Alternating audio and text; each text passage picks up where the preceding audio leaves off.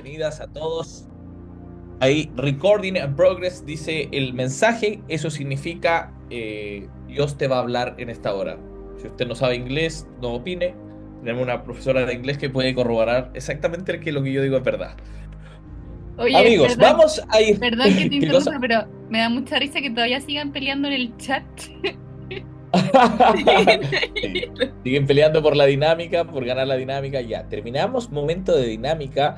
Ahora vamos a ir a momento de la clase, la segunda clase de esta serie que se llama. ¿Cómo se llama? ¿Cómo se llama? Cielo e El cielo infierno, del el cielo infierno. en Cielo del reflexión con infierno. alojamiento.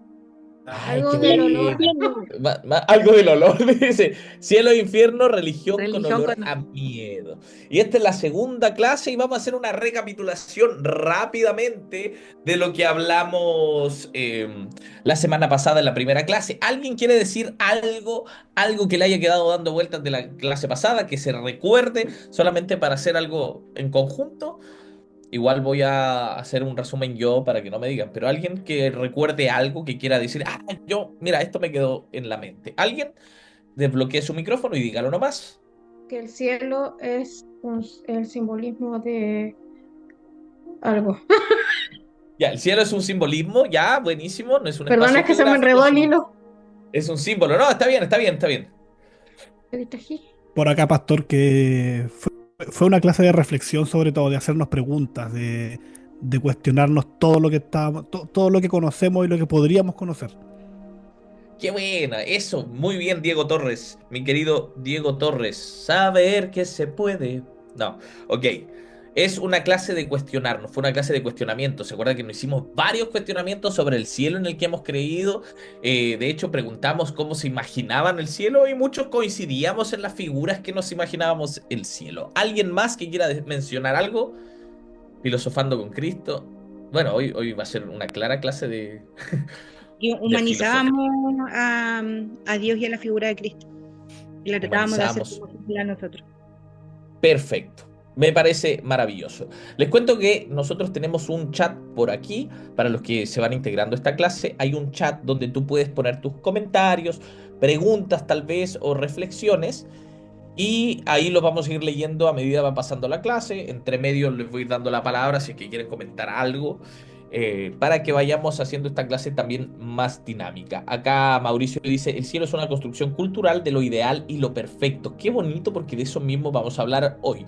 Recuerden que son 4 clases y esto va a ser un panorama sobre el cielo e infierno, va a ser un cuestionamiento que nos vamos a dar para ver si lo hemos creído, de dónde salen nuestras ideas del cielo. Y bueno, la semana pasada estuvimos viendo varias cosas. Partimos con una premisa. Me encanta partir las clases con premisas porque eso va a ser una base para toda la serie, por lo menos.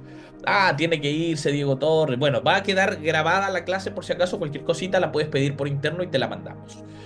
Entonces, partimos con una premisa y la premisa era que Dios es amor. Y ese es el mensaje central del cristianismo. Dios es amor. Juan 3:16 dice, de tal manera amó Dios al mundo. ¿Se acuerdan que hablamos de ese versículo? Y, y tenemos que cuestionar entonces, porque si decimos esta base, si partimos con esta premisa de que Dios es amor, entonces vamos a cuestionar todo aquello que creemos que quizás no converge tanto con este Dios de amor. Porque decíamos, a ver, entro en duda, si Dios es amor, ¿cómo hay un montón de gente que va a un lugar de tormento?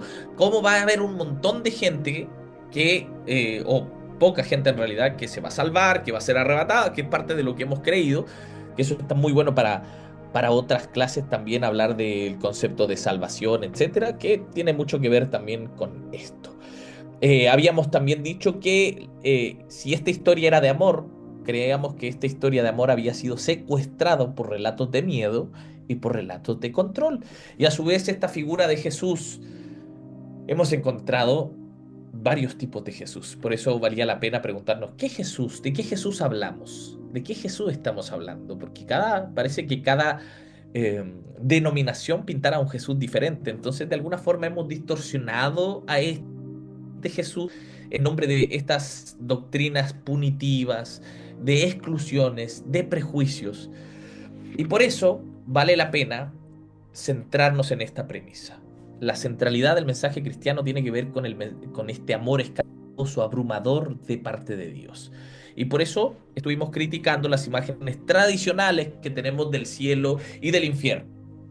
¿Se acuerdan que hemos hablado de este cielo nuevo? No, no, no del cielo nuevo, del mar de cristal, y hablamos lo que significaba el mar, que el mar tenía que ver dónde estaban los demonios o los espíritus. Por eso cuando Jesús camina sobre las aguas, dijimos, ven un fantasma al tiro los discípulos, porque era parte del, si había el mar, era significaba maldad. Entonces, este mar que se hablaba, este mar de cristal, tenía que ver con específicamente un símbolo de, no de arquitectura celestial. Por eso nosotros decíamos, bueno, cuando lleguemos al cielo vamos a estar caminando por las calles de oro, el mar de cristal, y imaginamos en la mente que eso va a ser así. Y no, eso es un símbolo simplemente para comunicar algo más. ¿Qué más? ¿Algo más que hablamos, que hayamos hablado que se me esté pasando? Hicimos estas preguntas de los textos. ¿Se acuerdan de que vimos varios textos que decíamos, ya, entonces, ¿cómo va uno al cielo? ¿Se trata de obras, de lo que yo haga, o de gracia, de lo que yo recibo simplemente, o de mis amigos, de la fe de mis amigos, o de qué rayos se trataba de mi relación personal con Dios? Y vimos que en el texto bíblico nunca aparecía la frase relación personal. No Jesús, no la dijo Pablo, no la dijo Santiago, no la dijo nadie. Tenía que ver con una reflexión posterior. Y esta clase, bueno, después de esta clase va a tratar de cuestionar el origen no bíblico de estas ideas sobre el cielo. Entonces, ¿qué va a ser?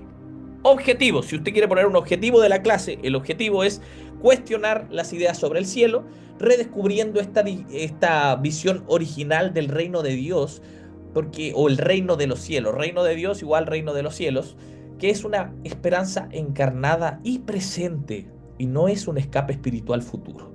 Y de eso quiero que hoy vayamos y quedemos claros. La PRI tiene un power, lo vamos a poner nomás, la presentación. Tenemos por ahí una presentación y ella va a ir avanzando mientras yo voy a ir narrando esta clase. ¿Les parece?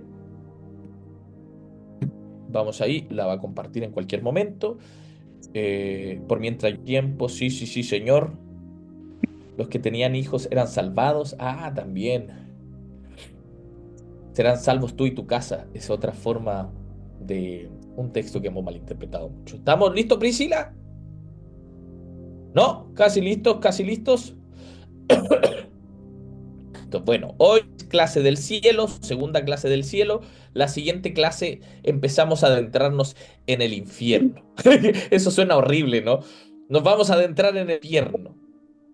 Mientras yo solamente estoy rellenando a lo que Priscila pueda poner la presentación. Voy, le está entrando en collera, mejor sigo, mejor continúo, mientras tú intentas, por lo menos. Si se puede, bacán, y si no se puede, no hay problema. Ok, vamos a ir a influencias no bíblicas. Si usted tiene su cuadernito por ahí, muéstremelo para ver que usted tenga su cuaderno y que va haciendo apuntes, porque se nos olvida. Se nos olvida. Es bonito venir a estas clases y que usted tenga su cuadernito. Ok, yo igual, de todas maneras, si no logramos poner la diapositiva, voy a mandarles eso para que usted lo tenga. ¡Ahí está! ¡Gloria a Dios!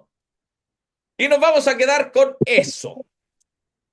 Entonces, influencias no bíblicas. ¿De dónde nace esta idea del cielo como lo imaginamos? Porque dijimos que la Biblia no describía el cielo como lo imaginamos, porque estas imágenes solamente tenían que ver con metáforas, ¿sí? Esto del mar de cristal, de las calles de oro, son metáforas para decir otra cosa y no simplemente para decir, no, cuando lleguemos allá va a ser esto, o vamos a adorar toda la eternidad. Y yo les decía, qué fome encontrarnos en el cielo y de repente que el cielo va a ser un culto eterno.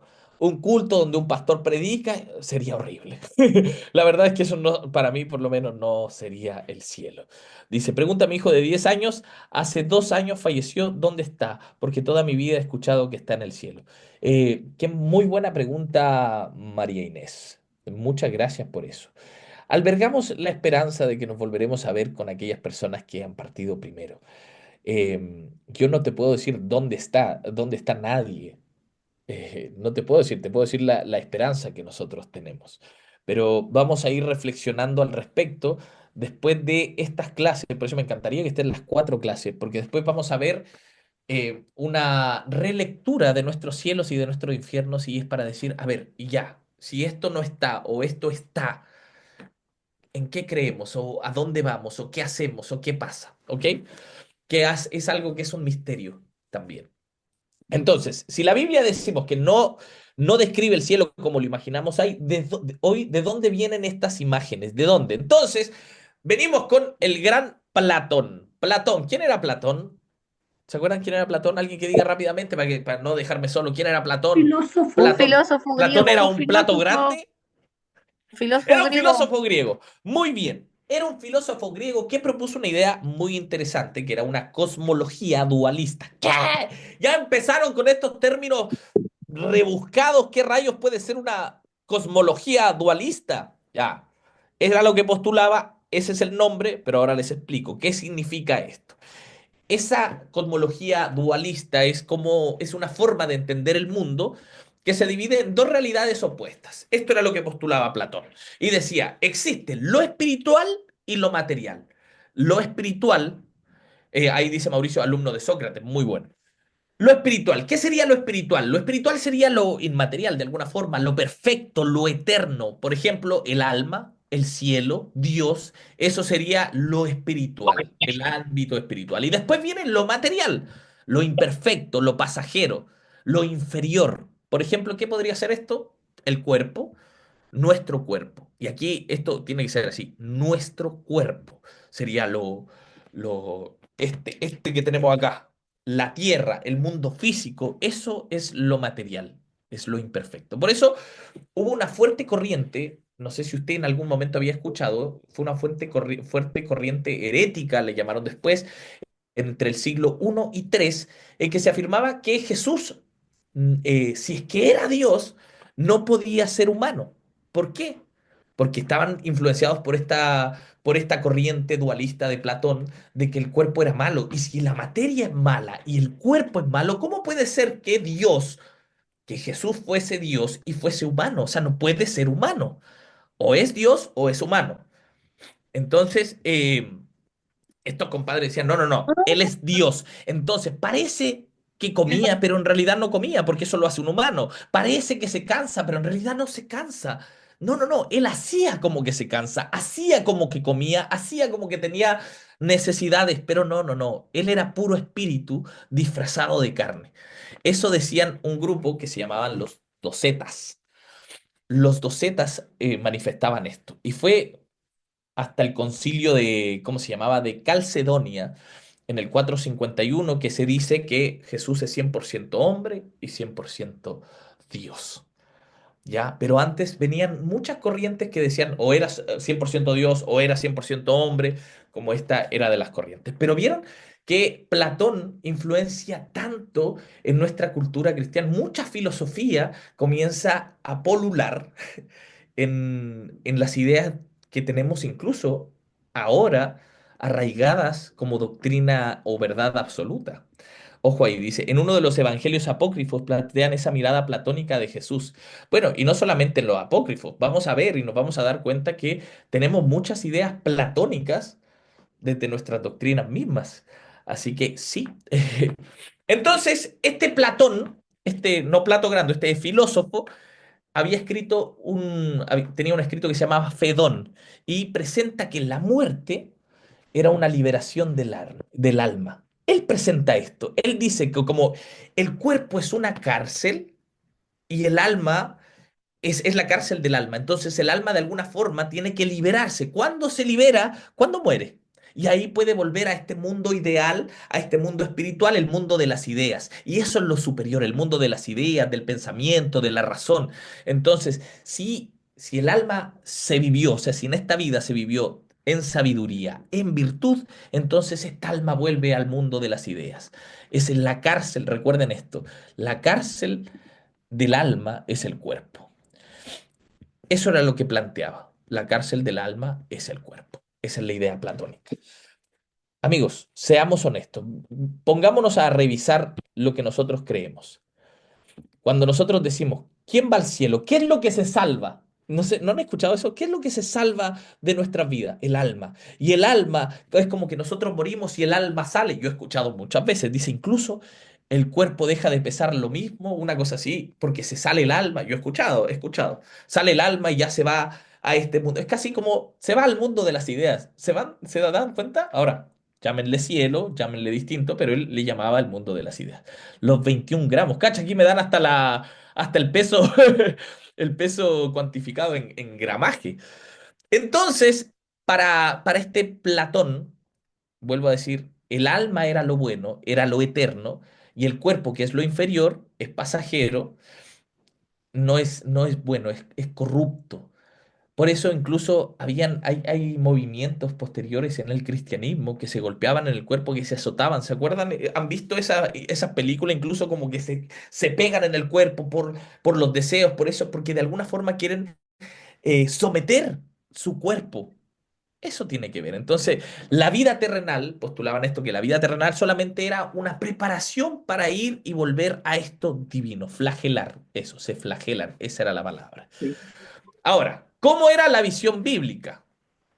¿Cómo era la visión bíblica? Porque tenemos una visión bíblica al respecto. Ya está la de Platón y vamos a ver en dónde se unen o en dónde no se unen. Porque la cosmovisión hebrea que está en el Antiguo Testamento y está en Jesús, no es de esta manera, no es dualista, es unitaria, es integral. Es decir, que para los judíos el ser humano es una sola unidad, pero compuesta por tres cosas, el cuerpo, el alma y espíritu. Ellos lo llaman en hebreo el Nefesh, Ruach y Basar. Así lo llaman. Está compuesta por eso. Nosotros hemos escuchado, somos cuerpo, alma y espíritu. Lo hemos escuchado, está bien, es parte de nuestra o de la cosmovisión judía. Y aquí comienza la mezcolanza.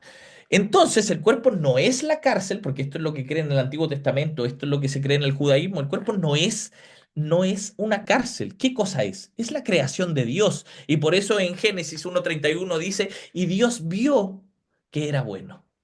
Cuando crea al hombre, cuando crea a la humanidad, Dios dice, no, y vio que era bueno. ¿Cómo? Pero Platón está diciendo una cosa. Claro, Platón dice que el cuerpo es malo, pero para el judaísmo tiene que ver con que el cuerpo es lo bueno. O sea, con que el ser humano es su creación. Entonces, la esperanza de él no es escapar, la esperanza de esta visión bíblica no es escapar del cuerpo, sino que está en la resurrección corporal, que ya después podemos ver y analizar a qué se refiere la resurrección, porque podemos ver que en Daniel 12:2, si ustedes anotan ahí, yo le voy a poner aquí Daniel 12:2, Daniel 12:2, ustedes pueden ver en ese texto que hablan del resucitar. Y ese podemos leerlo desde una forma muy dinámica. ¿De qué se trata resucitar? ¿Ya? Pero para mantener la idea, la esperanza no está en escapar del cuerpo, sino que está en una vida distinta, en una vida diferente en el presente. Ahora, Jesús predica sobre que las almas se van al cielo. ¿Alguien me puede decir eso? ¿Alguien puede decirme, Santiago, sí, ¿sabes qué? Yo encontré un versículo que dice que las almas se van al cielo. ¿Alguien puede decir eso? No, Cinco. ¿Al agua? Al agua entonces. Al agua. No hay un texto bíblico en donde Jesús diga que las almas van al cielo. El mensaje central de Jesús no fue el cielo y no fue irnos al cielo. ¿Cuál fue el mensaje central de Jesús entonces? ¿Cuál fue el mensaje? Levante nomás el micrófono, no, no hay problema. El presente, el amarnos, amor, el el amor. amor. Ya, pero si lo podemos Jesús, definir. Jesús, cuando se presenta, dice, convertidos y arrepentidos, porque el reino de los cielos ha llegado a vosotros. El reino Porque de los cielos. Entonces la predicación central de Jesús no fue irnos al cielo, sino fue el reino de los cielos o el reino de Dios. Amigos, ¿por qué le ponen el reino de Dios y por qué le ponen el reino de los cielos? El reino de los cielos y el reino de Dios es lo mismo. En algunas partes era como Dios ni siquiera quería ser pronunciado, debería ser pronunciado por respeto y le decían el reino de los cielos. Era otra forma de referirse a Dios. Cuando se habla del cielo, en algunos textos tiene que ver con eso, con Dios. Habla de Dios en general. O sea, el cielo y Dios es lo mismo, en algunos textos sí. No está hablando de un espacio físico solamente. Está hablando de Dios para poder de alguna forma tener como respeto hacia él. Es tan santo el nombre de Dios, esto tienen que entender, era tan santo el nombre de Dios que ni siquiera querían pronunciarlo, entonces usaban referencias al respecto, como los cielos, ¿ya? Y por eso dice, Padre nuestro que estás en el cielo. Cuando estuvimos en la clase del Padre Nuestro, nosotros hablamos que ese cielo, cuando habla ahí de cielo, tenía que ver con que estás en el lugar de más alta importancia. Eso tenía que ver, que estás en un lugar más allá de lo que yo puedo imaginar, es lo más importante que existe. Hay algo que no entiendo. Pepa, por favor. Es que lo que pasa es que me confundo un poco, porque Sí, el cielo, para mí lo que es, son las nubes, lo que hay arriba, ¿cachai? Pero ajá, somos parte el de un firmamento. universo, de más cosas, del firmamento. Entonces, cuando hablamos de cielo, ¿qué sería al final el cielo? Porque Muy hablamos bien. la vez pasada de que no es algo físico, pero ¿qué es? Es, ya, exactamente. Es que por eso te digo que hay textos y textos y tendríamos que analizar en textos y textos a qué nos vamos refiriendo. Entonces, en el espacio del firmamento, los cielos ya se puede llamar que está allá, tiene que ver con que está lejos, ¿cachai? Entonces, para ellos, lo que veían, las estrellas, todo eso tenía que ver con el firmamento. Pero el cielo, en muchas imágenes que se utilizan, no tiene que ver con un espacio físico, sino teológico, un espacio de reflexión. Por ejemplo, el cielo es igual a Dios en muchos textos, como te decía, el reino de los cielos. ¿Ya? O el cielo también en el Padre Nuestro tiene que ver con el lugar de más alta importancia. Dice, pero el que estaba crucificado a su lado le dijo, estarías al lado del Padre. Das a pensar que en un lugar físico, en el paraíso. Podemos analizar también ese texto bíblico a posterior. ¿Dale? En estas cuatro clases es lo que vamos a intentar hacer y hablar. Así que... Hablamos de esto. Jesús no predica del cielo, predica del reino de Dios, el reino de los cielos. Igual, símil. ¿Y qué es ese reino de Dios? ¿Qué es ese reino de los cielos? Y muchos trataron de poner como en palabras de qué significaría o a qué se asemeja. Vieron que Jesús como que no lo definió en sí, sino que decía el reino de Dios es como tanto, el reino de Dios es como esto. Y tenía que ver con el amor, la justicia, la libertad, tenía que ver con estas características en donde fuera, lejos, en el futuro, era en el aquí y en el ahora, en este momento. Y este establecerse, el reino de los cielos se ha acercado, tenía que ver con eso, con cómo iban viviendo, con el desafío de vivir. Dice, yo creo que la palabra cielo en español nos genera confusión, en cambio en inglés es sky blue y heaven son distintas. Ah, muy bueno, muy buena explicación también ahí, Mauricio. Giovanna, tenías una duda, no sé si la quieres decir. Las dudas, si quieren, van escribiéndolas acá para poder ir avanzando, ¿les parece? Entonces, ¿qué esperanza tenemos? Vamos con eso, vamos con eso, vamos con el tema de la esperanza. Porque el cielo en sí también es esperanza. Ahora, ¿qué pasa después? Es un misterio. Pero también vamos para allá, vamos caminando hacia allá. Estamos simplemente cuestionando, viendo de dónde vienen nuestras ideas del cielo, que quizás son muy diferentes incluso al texto bíblico. Ya tenemos esto de que Jesús habla del reino de Dios. El reino de Dios no tiene que ver con cuando muramos, nos vamos a este reino de Dios, sino en el aquí y en la ahora, vivir el cielo, vivir lo que esperamos de este reino. El reino inaugurado de Dios eh, tenía que ver con vivir con justicia, con paz, donde a nadie le falte nada. ¿Se acuerdan que hablamos de esto, de que decían que en el reino inaugurado de Dios, en este reino de Dios, se inauguraría con un banquete?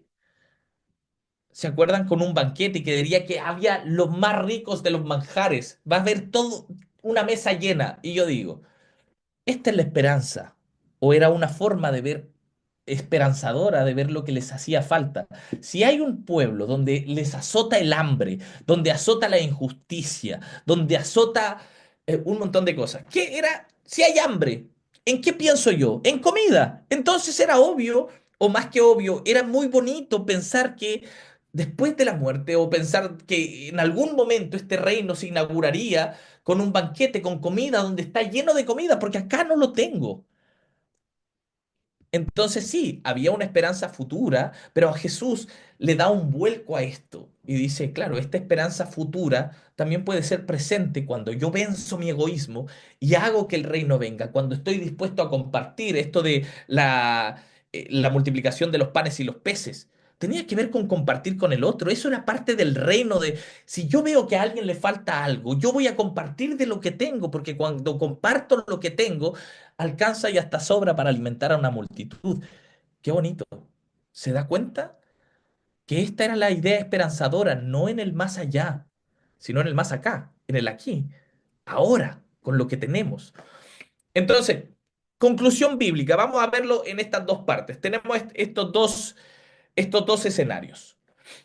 Platón, con esta idea dualista de la separación de lo espiritual, lo material, y también en esta conclusión bíblica, la vida, el cuerpo, la tierra, la historia importan. La salvación es concreta, es colectiva, es encarnada, es cuando venzo mi egoísmo, es cuando veo al otro, es la justicia, es el amor. Tenía que ver con eso.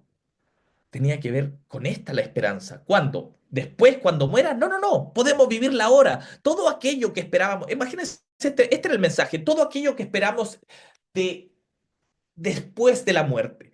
Todo aquello que esperamos después se puede vivir ahora. Y ese era el mensaje de Jesús.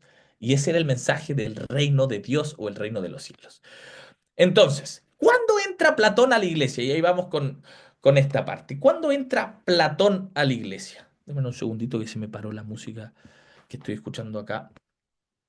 ¿En qué momento Platón? Porque, claro, yo estoy diciendo que Platón postula una cosa, pero ya, ¿qué tiene que ver Platón con la iglesia?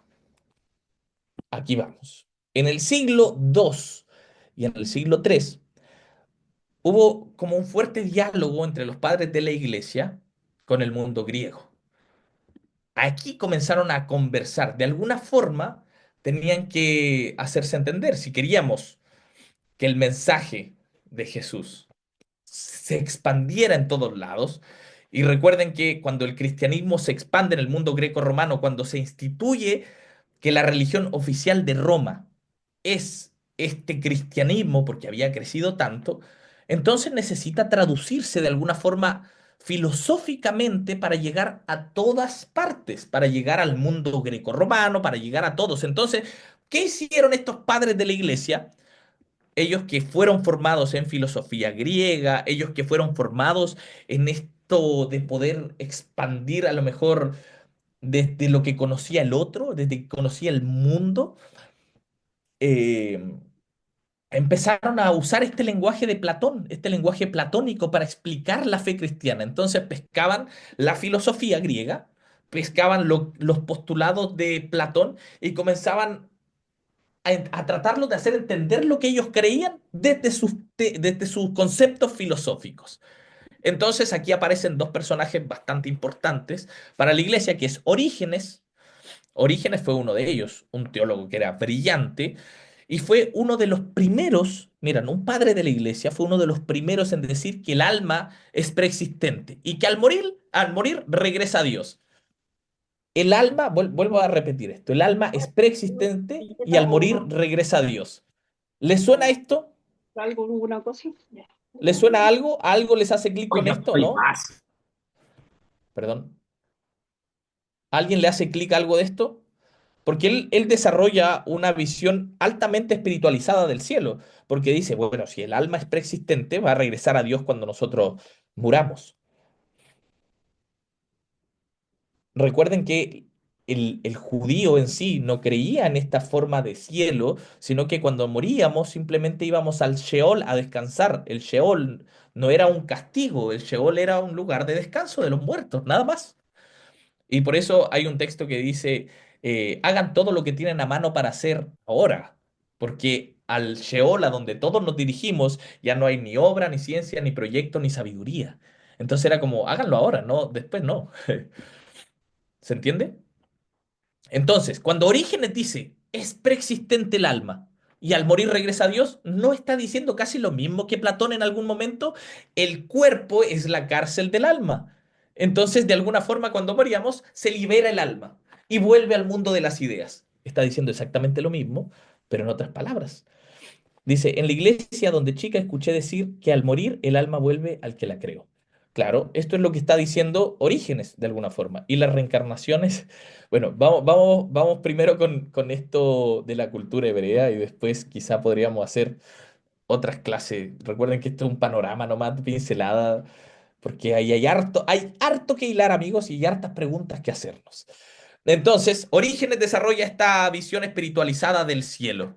Y aunque su teología era brillante, porque fue brillante realmente como esta unión para tratar de explicárselo a los filósofos, fue más platónica que bíblica de alguna forma. Entonces, por eso, Orígenes fue condenado parcialmente por ciertas cosas heréticas que él tenía. Y después aparece otro personaje que es muy importante, también parte de los padres de la iglesia, que es Agustín de Hipona. Esto ya más o menos es en el siglo III y IV.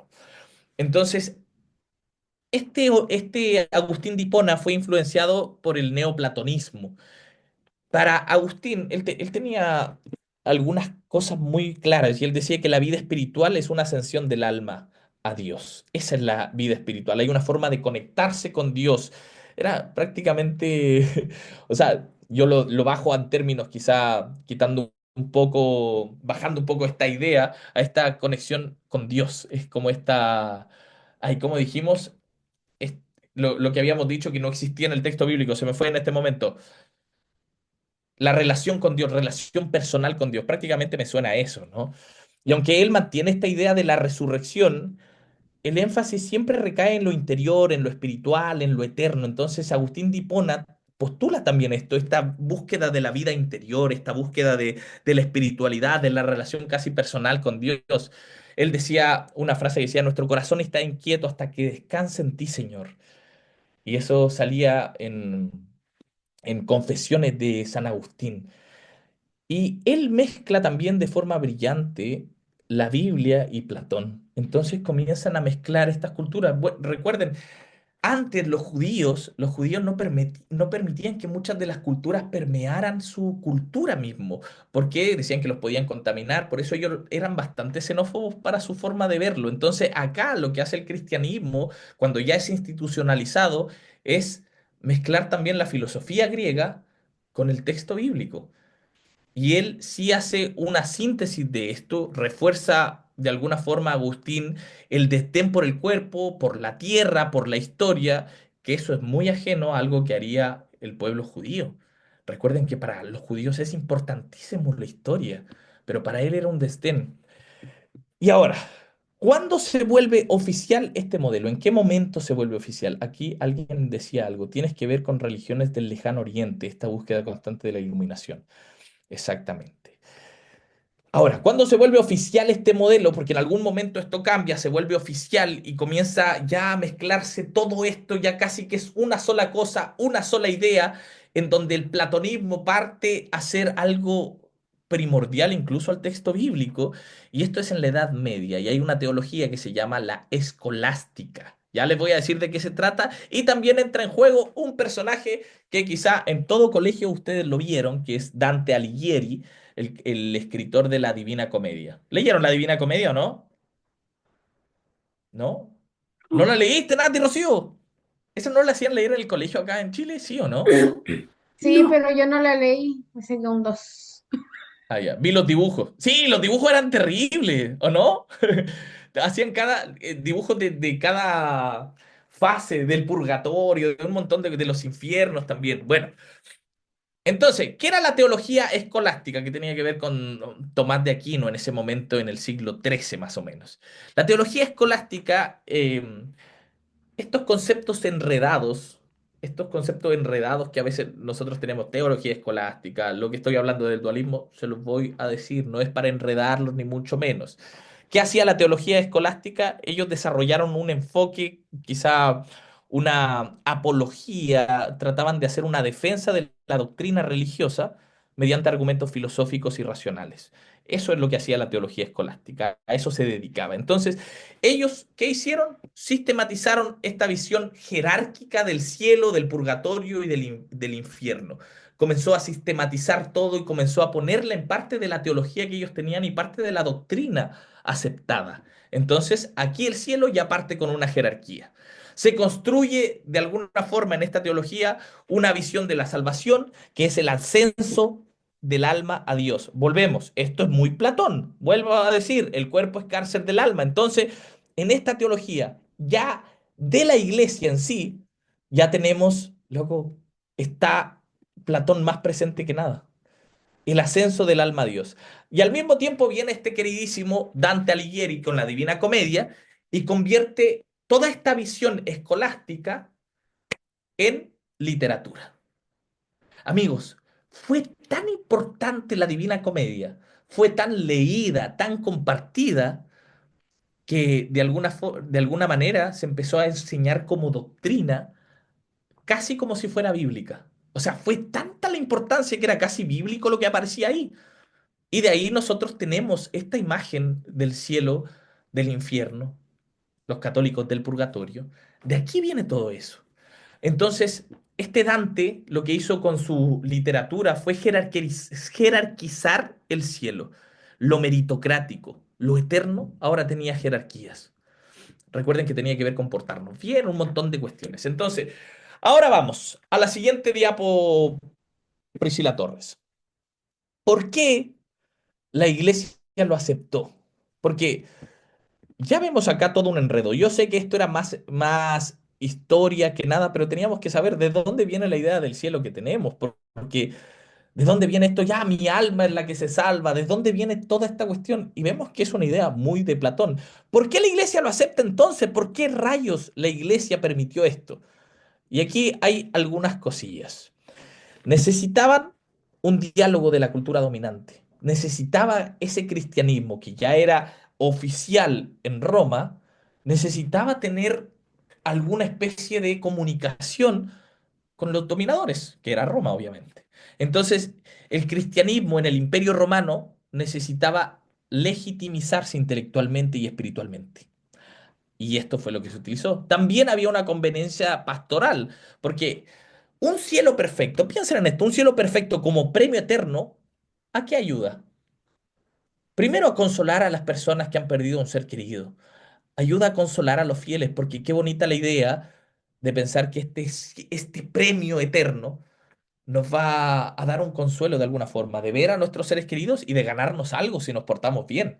De especialmente si sufro tanto, si tengo tanto sufrimiento, pensar que algo mejor, que una esperanza voy a tener cuando muera. Y después, por la tercera razón, que esto era un instrumento de control. Y para mí es una de las cosas más terribles que también nos hicieron.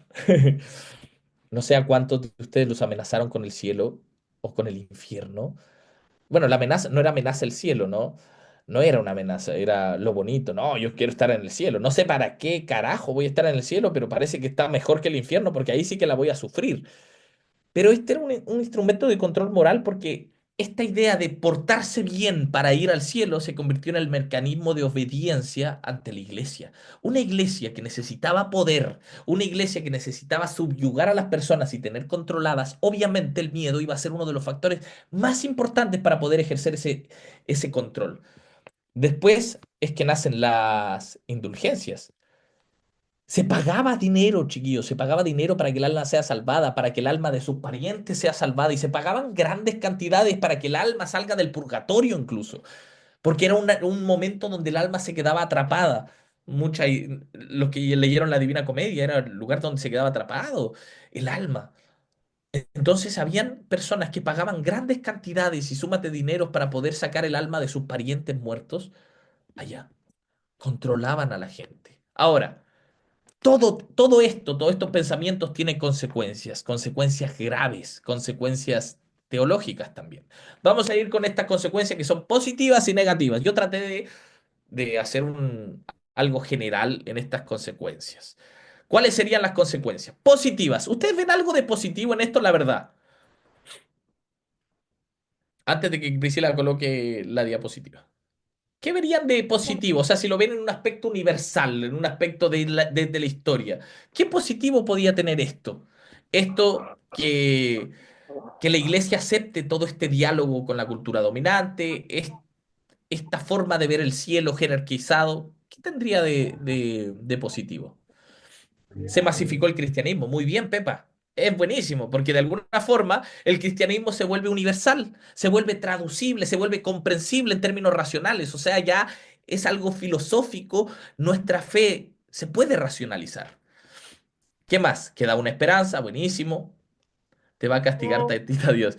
Dice, se fomenta, amigos, la espiritualidad del alma. Esto de la interioridad, habíamos hablado, de de esta búsqueda interior de Dios, esto de cultivar la espiritualidad interna. Eso quizás podríamos verlo como positivo. Ahora negativo, tiren las negativas. ¿Qué piensan ustedes en las negativas? Yo Aquí puedo dice, decir, la Dani dice se conserva un orden. No sé si eso es negativo o positivo. ¿Quién dijo? Cuénteme. ¿Quién habló? Santiago, desde mi punto de vista, para mí significa que Dios lo colocan siempre afuera y no dentro de ti. Y para mí eso es un error. Buenísimo, buenísimo. Muchas gracias. Muchas gracias, Angélica, por compartir. Algo más. Se vendió la fe, se impone el temor. Buenísimo. Primero, para mí, algo que es fundamental es que se pierde la dimensión encarnada de la salvación. Que nosotros pensamos que la salvación tiene que ver con solamente portarnos bien para salvarnos del cielo o salvarnos del infierno en realidad, del castigo eterno. Y la salvación no tiene que ver con el futuro, sino que también tiene que ver con el aquí y ahora. ¿De qué me salvo? De mis egoísmos. ¿De qué me salvo? De no ver al otro. ¿De qué me salvo? Del individualismo. Me empiezo a salvar de estas cosas. Entonces se pierde esta dimensión encarnada de la salvación por algo que se traduce a posterior. ¿Qué más? Se instaura el desprecio por el cuerpo. Con estas visiones hay un desprecio por el cuerpo, por la sexualidad, por la historia. Hay un desprecio total al respecto. El cuerpo es malo, recuerden eso. Si el cuerpo es malo, la sexualidad también es mala, porque es parte del placer y el placer yo se lo estoy dando a la carne, al cuerpo. No es parte del mundo de las ideas, de lo ideal, de lo perfecto. Entonces hay un desprecio al respecto. Y lo otro es que el cielo, ¿saben en qué se convierte el cielo? El cielo se convierte en una evasión, en un escape y no en un compromiso. ¿Qué? ¿Por qué dice un compromiso? ¿Por qué el cielo debería ser un compromiso? Se supone que es un premio. No, estamos quitándonos esta idea del cielo como premio. Y si vemos el cielo como compromiso, tiene que ver con que todo lo que espero del futuro sea aquí en el presente. Entonces pierdo el compromiso con el cielo, pierdo el hacer que mi hermano y que yo podamos vivir juntos un cielo. Si mi hermano no come y yo tengo para comer, la idea de Jesús del reino de Dios era que si yo tengo, yo comparto con el que no tiene. Y así tenemos los dos. Yo no le hago daño al otro porque no quiero injusticia. Entonces, en este cielo, en este reino de Dios, no hay espacio para la injusticia, hay espacio para la justicia, en donde no daño al otro, sino que pienso en el otro, en donde no soy egoísta porque quiero hacerle el bien al otro y no el mal, donde no lo oprimo, donde no tengo esclavos, donde no tengo poderes que estén por sobre uno. Tenía que ver con una idea un poco más horizontal al respecto. Acá dicen, se pone un Dios castigador, más libertad del ser humano, se ponen reglamentos, estar en el aquí y el ahora, comunismo le dicen ahora. Bueno, mucha gente trata de reducir el mensaje cristiano a ideologías políticas que nada tienen que ver, ni tanto de derechas ni de izquierdas. Así que ahora lo negativo que es que el cielo se convierte en una evasión, es en un escape. Es el mensaje central del cristianismo hoy en día parece ser que tiene que ver con irnos rápido de acá. En la idea del arrebatamiento, del rapto, es, Señor, por favor, ya sácanos de acá, porque aquí está quedando la mansa cola, por no decir otra palabra, está quedando la patada y yo necesito huirme porque yo estoy bueno, tú sabes que yo me he portado bien, yo me voy y que el resto se joda. Y prácticamente es así, no lo decimos, yo lo estoy poniendo, pero prácticamente que el resto se joda. Es una forma de escapar de la realidad que tenemos, simplemente escapar, irnos, porque no queremos comprometernos con el otro. Porque es más fácil decir, yo me porto bien, la salvación es personal. Recuerden, ahora hacemos de la salvación un acto personal. La salvación es personal, entonces yo velo por mí, el resto que se joda. Cuando para Jesús esta salvación tenía que ver con lo colectivo, con salvarnos juntos, con salvar al otro, salvarme de mi egoísmo, pero salvar al otro por compartir. ¿Se entiende? Avísame cuándo proyectar. Vamos a proyectar la última nomás, la última diapo, porque ya estaba diciendo la diapositiva. Gracias, Pri. Y también, ¿qué pasa? Ya hablamos de que el cielo se convierte en evasión, no en el compromiso. Se distorsiona el mensaje de Jesús, que nunca, amigos, nunca en el texto bíblico hay de parte de Jesús algo que diga que nos va a llevar al cielo, irnos al cielo. No. Para Jesús era el anuncio del reino que viene a la tierra. Ese era el anuncio. Venga tu reino, dice el Padre nuestro, la oración principal de Jesús. Venga tu reino, hágase tu voluntad, así como en el cielo, en la tierra. Todo el rato para la tierra. Danos hoy nuestro pan de cada día. Danos hoy el pan de cada día, hoy. Recuerden, esto es bonito. Para los que no han asistido o no tuvieron las clases del Padre Nuestro, las tenemos en YouTube, donde desmenuzamos el Padre Nuestro a lo que significa. Está muy bonito, véanlo. Está interesante para esto. Entonces, hay dos frases de teólogos que los va a poner la PRI en este momento ahí en la pantalla, que me gustan mucho, que quisiera que nos quedemos con esto. Aquí vienen. Es parte de mis bibliografías. Y hay un teólogo alemán que se llama Jürgen Moltmann, que él dice, la esperanza cristiana no es salir del mundo, sino, puse transformación, pero era transformación por si acaso, transformación radical. Y Rob Bell, del libro Love Wins, El amor gana, dice, Jesús habló del cielo como algo que se vive cuando el amor gana. Vuelvo a repetir, esta frase me encanta a mí, creo que es de mis favoritas. Jesús habló del cielo como algo que se vive cuando el amor gana, que se vive aquí. Cuando el amor gana, es el cielo. Uno de mis teólogos favoritos, Oscar Kuhlman, decía, Cristo es mi cielo, Jesús es mi cielo. La idea de Jesús, el plan de Jesús, es algo que llamaríamos cielo. Amigos míos, el cielo no es un destino futuro, sino que es una posibilidad en el presente. Esa esperanza que tenemos para el futuro, para cuando moramos, la idea es tenerla en el presente. Ese era el mensaje de Jesús. El cielo, para mí, es cada momento en que el amor triunfa sobre el odio. Ese es el cielo. La inclusión sobre la exclusión, cuando incluimos a las personas en vez de excluirlas, ese también es un cielo en donde todos caben y no solo unos pocos. La esperanza sobre la desesperanza, ese también es el cielo. Entonces, reducir la fe a una fórmula para asegurarte el cielo después de morir es empobrecer el mensaje de Jesús. Vamos a ir a un texto rapidito, solamente quiero que analicemos una cosa en este texto, que es Juan 17:3. Si usted en algún momento dijo, ¿cuál será el versículo favorito de esta persona rara que hace videos?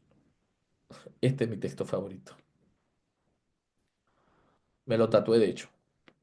Y que me digan algo. Luego pelea ahora sí. Vamos a ver. Juan 17:3. ¿Lo tienes? ¿Lo tienes? Dígame sí por último, sí nomás. Sí lo tiene. El texto dice así, y esta es la vida eterna, que te conozcan a ti, el único Dios verdadero, y a Jesucristo a quien has enviado. Vuelvo a repetir. Y esta es la vida eterna, que te conozcan a ti, el único Dios verdadero, y a Jesucristo a quien has enviado. ¿Por qué me gusta este texto? La palabra eternidad. ¿Qué piensan cuando hablamos de eternidad? ¿Qué se les viene a la mente inmediatamente? Díganme la verdad, la figura que se les venga a la mente, eternidad. Yo les digo Todo eternidad, ¿en qué piensan? para El siempre. cielo. Para siempre, el cielo. Yo también, me dicen la eternidad, la vida eterna, el cielo. Cuando dice, esta es la vida eterna, yo digo, ah, ya, el cielo, cuando me vaya al cielo. Y esta es la vida eterna. Dice, que te conozcan a ti, el único Dios verdadero, y a Jesucristo a quien has enviado. Forever. Ya. Hay una palabra en griego, que la voy a escribir aquí. Perdón. Aionios. Esta es la transliteración del griego.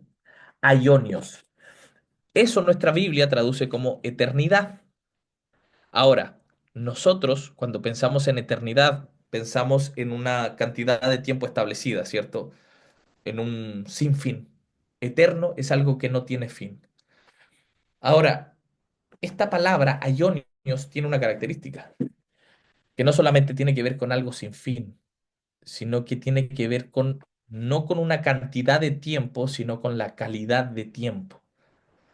Calidad más que cantidad. Entonces, si traducimos este texto, si es calidad, si es algo trascendente, eso tiene que ver con trascendencia. Lo eterno es lo trascendente, no algo que no tiene fin, sino algo que es de calidad de tiempo, de vida, calidad de vida. Entonces esto se traduciría de la siguiente manera. Y esta es una vida de calidad. Y esta es una vida, cambia el sentido al tiro, ¿no?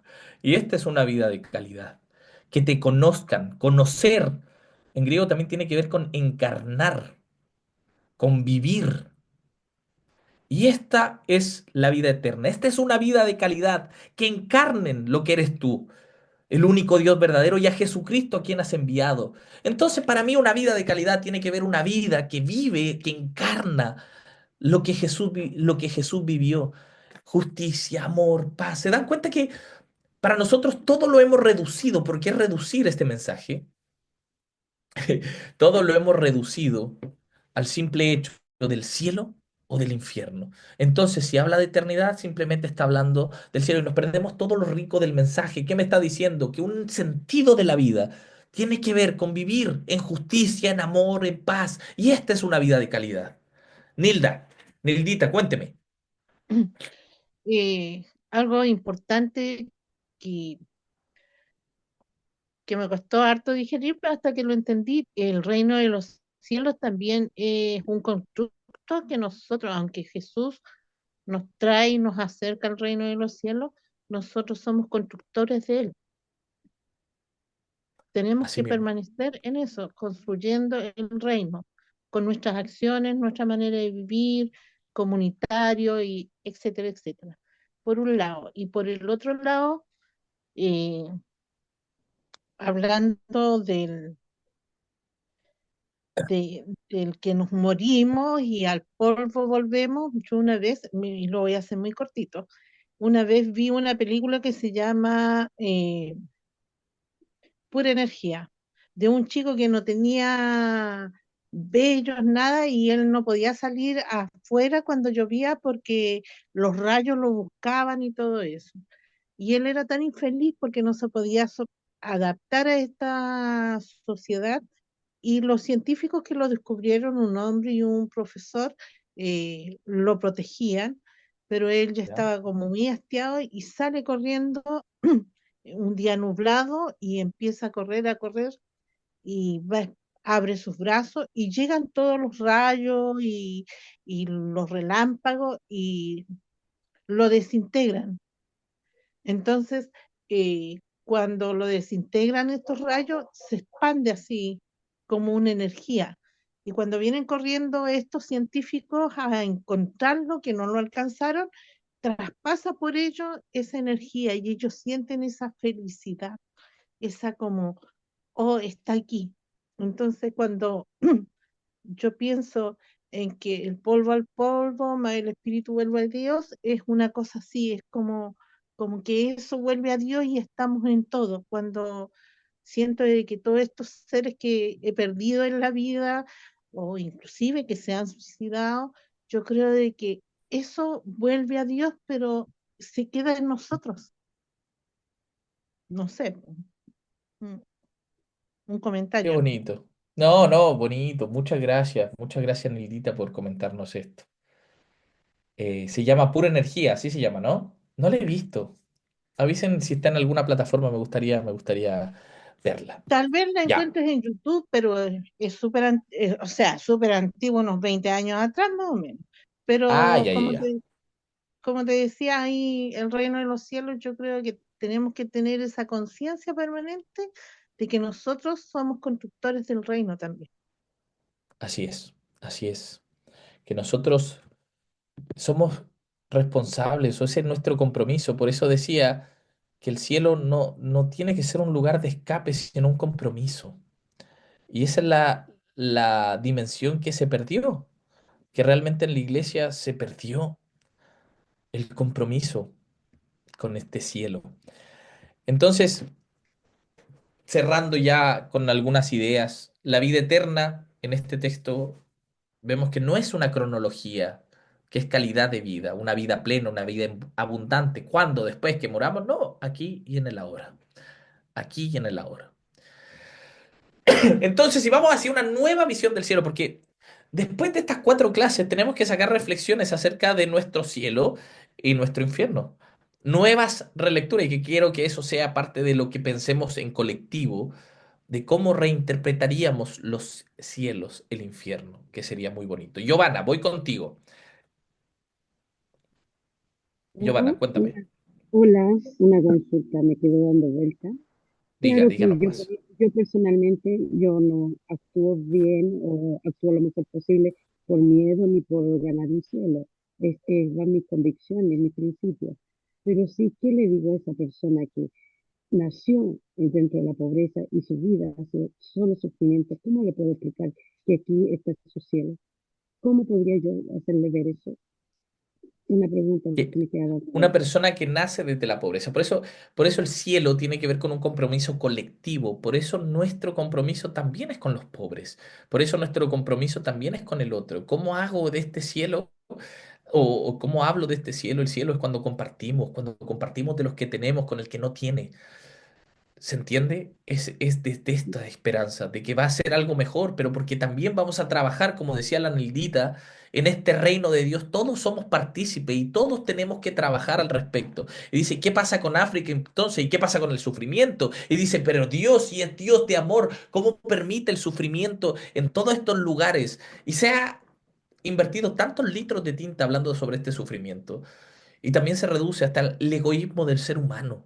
¿Es Dios el culpable de estos males del África? ¿O somos los seres humanos? Que países quieren poder, que las guerras son por poder, porque quieren ganar territorios del otro, porque necesitan sacar beneficios de un territorio y empobrecemos a otros a cargo, a cambio de qué? De poder.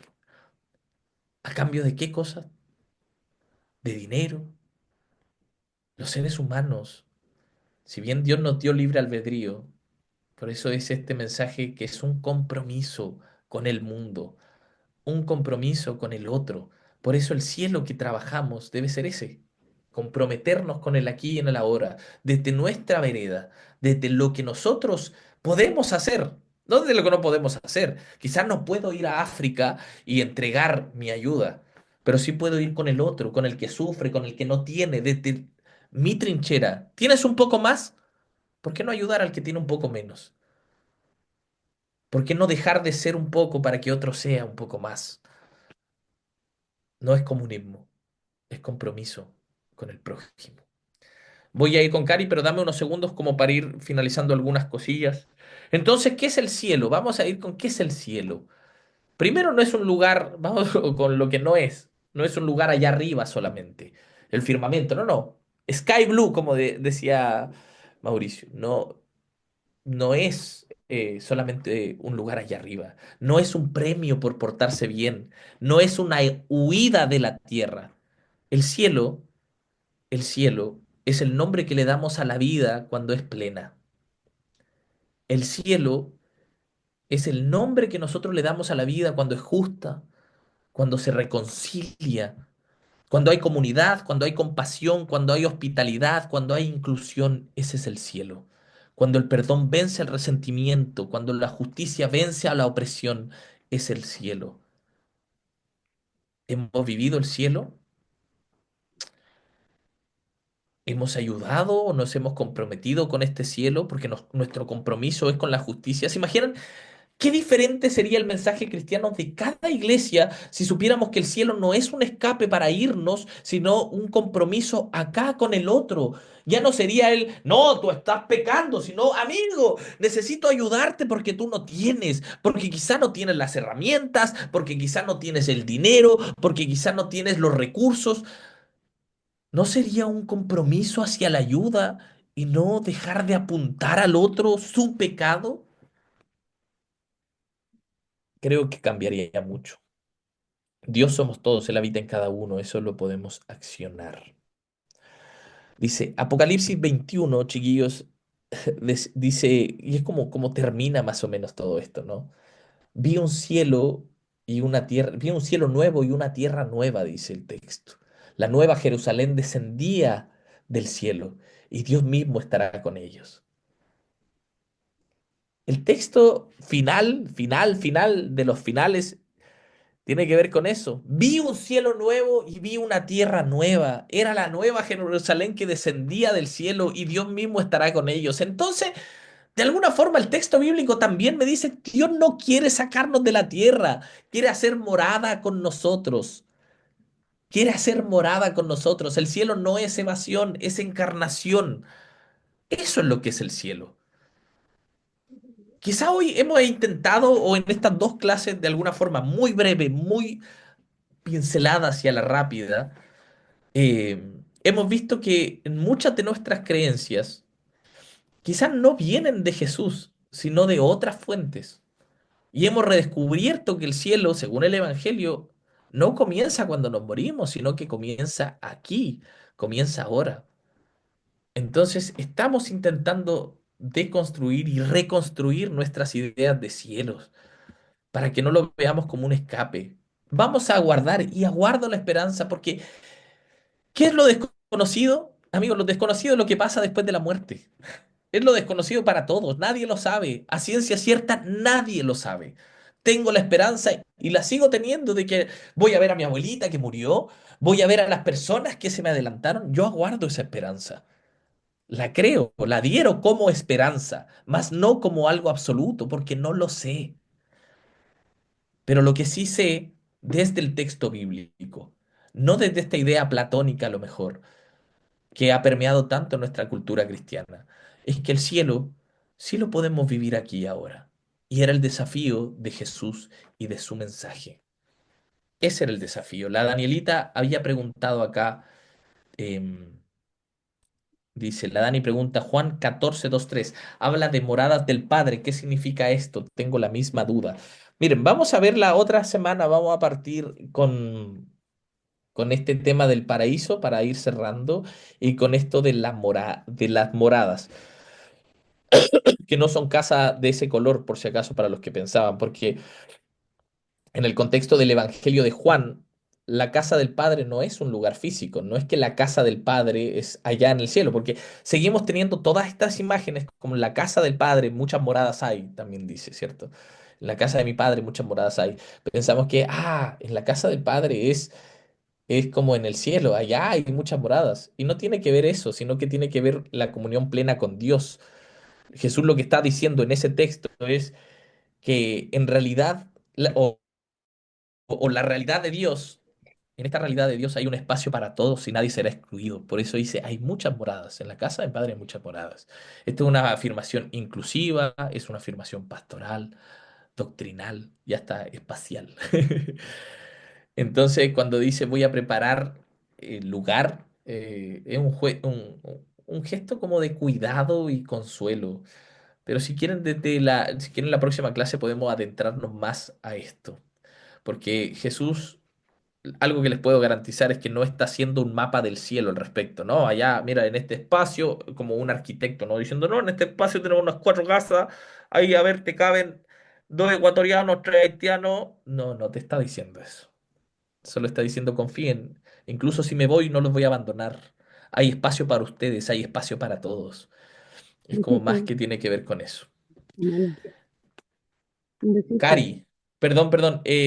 Giovanna, no sé si se te desbloqueó el micrófono o querías Perdón, decir perdón, algo. Ah, ya, perdón, se listo. me dio la gana. Sí, si quieres decir algo, levanta tu manito nomás. Y si esta clase queda en YouTube, sí, señores, queda en YouTube. Solamente cerrar con esto y voy con las tres personitas que levantaron la manito. Amigos, el cielo se vive aquí ahora. El cielo tiene que ser para nosotros el compromiso con la justicia, con el amor, con la paz, con el mirar al lado, con el mirar al otro, con el preocuparme del otro y no con escapar para nada. Cari, por favor. Y vamos a parar de grabar. ¿Les parece si hacemos acá un corte y aquí vamos compartiendo las reflexiones? Vamos a hacer un corte, oremos.